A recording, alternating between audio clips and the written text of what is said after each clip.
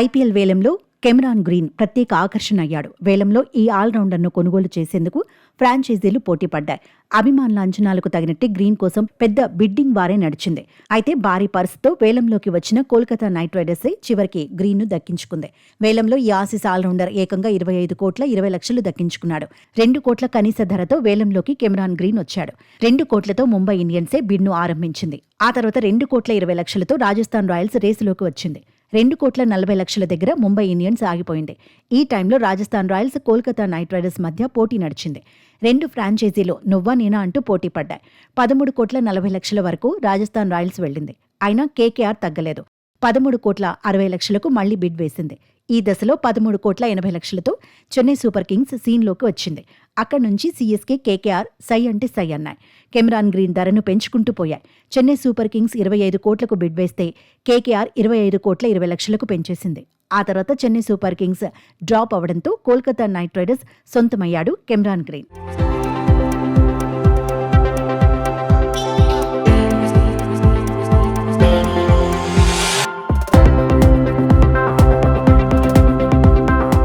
IPL వేలంలో అత్యధిక ధర పలికిన విదేశీ ఆటగాడిగా కెమెరాన్ గ్రీన్ నిలిచాడు.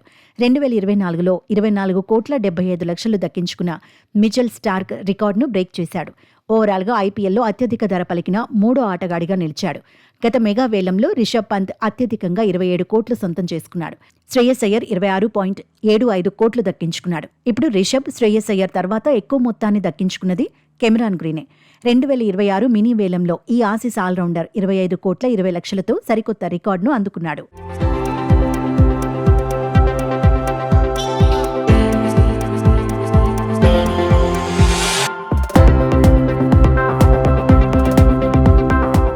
మినీ వేలంలో కెమెరాన్ గ్రీన్ 25 కోట్ల మార్కును దాటినప్పటికీ అతడు అందుకునేది మాత్రం 18 కోట్లే. ఎందుకంటే గత సంవత్సరమే మాక్సిమం ఫీ నిబంధనను బీసీసీఐ ప్రవేశపెట్టింది. ఆ నిబంధన ప్రకారం విదేశీ ఆటగాడు రికార్డు లెవెల్లో ధర పలికినా అంత మొత్తం అందుకునే అవకాశం ఉండదు. ఓవర్సీస్ ప్లేయర్కు అత్యధిక రిటెన్షన్ ధర 18 కోట్లు, లేదంటే గత మెగా వేలంలో అత్యధిక ధర. ఈ రెండింటిలో ఏది తక్కువగా ఉంటే అంతే మొత్తాన్ని ఇవ్వాల్సి ఉంటుంది. గత మెగా వేలంలో పంత్ 27 కోట్లు దక్కించుకున్నాడు.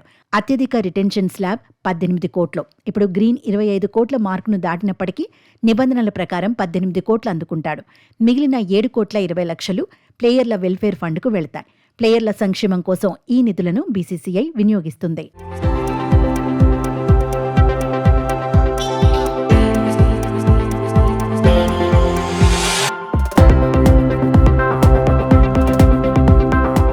ఆల్రౌండరే అయినప్పటికీ బ్యాటర్స్ కేటగిరీలో గ్రీన్ వేలంలోకి వచ్చాడు.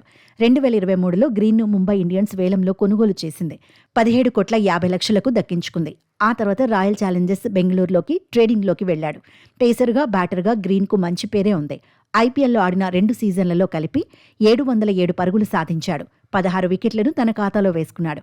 గాయాల కారణంగా గత సీజన్లో ఆడలేదు. 2023లో ముంబై ఇండియన్స్ తరపున 16 మ్యాచుల్లో 452 పరుగులు సాధించాడు. 50కి పైగా యావరేజ్ నమోదు చేశాడు. 1 సెంచరీ, 2 హాఫ్ సెంచరీలు చేశాడు. 2024లో ఆర్సీబీ తరపున 13 మ్యాచుల్లో 255 రన్స్ సాధించాడు. యావరేజ్ 31.88. ఐపీఎల్లో మొత్తంగా 16 వికెట్లు దక్కించుకున్నాడు.